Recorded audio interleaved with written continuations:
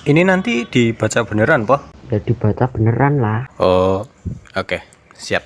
Kok tuh Lah, malah protes loh. Halo teman-teman, apa kabar semuanya? Gimana nih kabarnya? Di kesempatan kali ini, kelompok kami atau kelompok Asiatik akan membawakan podcast bertemakan tentang pendidikan bermutu. Eits, tapi sebelum kita masuk ke podcast, kita awali dulu dengan perkenalan. Mar, bagianmu dulu, Mar. Kami dari kelompok 2 atau kelompok Asiatik dari kelas 9B SMP Regina Pacis Surakarta. Anggota kelompok kami adalah saya Cantika absen 6, Himsa absen 10, Kania absen 15, dan Mario absen 16. Nah, hari ini kita akan mempersembahkan podcast bertemakan pendidikan bermutu yang mengangkat judul Pendidikan Bermutu Kunci Indonesia Maju. Ngomong-ngomong nih gengs, kalian udah pada tahu belum sih apa itu pengertian dari pendidikan bermutu? Pendidikan bermutu ya pendidikan bermutu. Ya pasti dong Him, tapi pengertian dari pendidikan bermutu yang sebenarnya bukan itu. Pendidikan bermutu adalah pendidikan yang mampu menghasilkan anak didik yang memiliki kompetensi akademik maupun non-akademik yang dilandasi oleh kompetensi personal dan sosial, serta nilai-nilai akhlak mulia.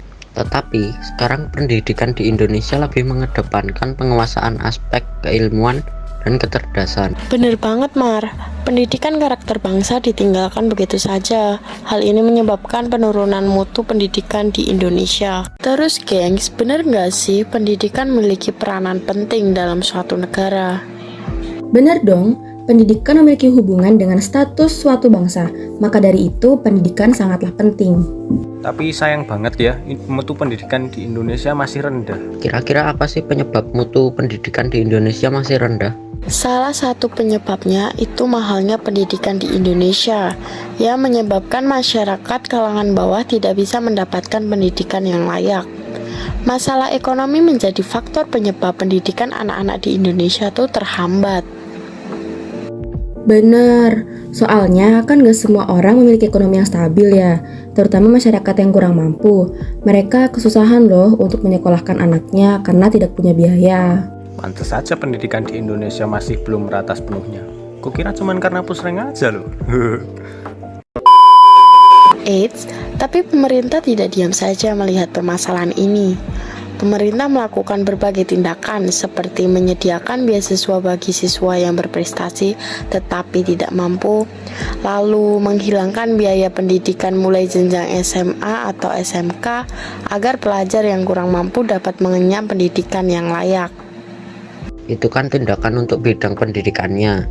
Kalau bidang ekonominya gimana? Tunggu Mar, kau nggak lupa kan kalau Indonesia itu punya OJK? Yap, OJK dibentuk dengan tujuan agar keseluruhan kegiatan dalam sektor jasa keuangan terselenggara secara teratur, adil, transparan, akuntabel, dan mampu mewujudkan sistem keuangan yang stabil, serta mampu melindungi kepentingan konsumen maupun rakyat. Tapi kalau ngomongin faktor penyebab kualitas pendidikan di Indonesia masih jauh dari kata bermutu, bukan hanya faktor ekonomi aja loh yang mempengaruhinya. Terus apa lagi Tan? Nilai karakter Pancasila pada generasi muda Indonesia yang perlahan luntur akibat terlalu pesatnya perkembangan zaman.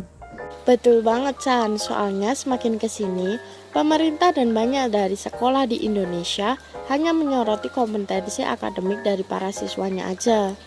Ya, semacam mengedepankan kecerdasan pengetahuan aja lah.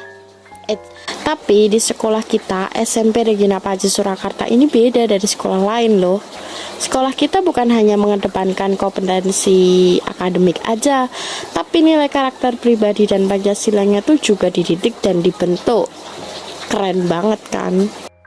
Yaps, akhirnya banyak muncul degradasi nilai-nilai luhur bangsa loh, seperti maraknya tindakan kriminal, KKN, kejahatan seksual, lunturnya sopan santun anak muda, dan lain-lain yang dilakuin sama para pemuda Indonesia loh. Waduh, serem banget kan? Lah, ya juga ya. Kalau menurutku ini pengaruh dari kurangnya pemahaman akan pendidikan Pancasila dan agama sih. Jadi mereka dapat melakukan hal-hal buruk seperti itu.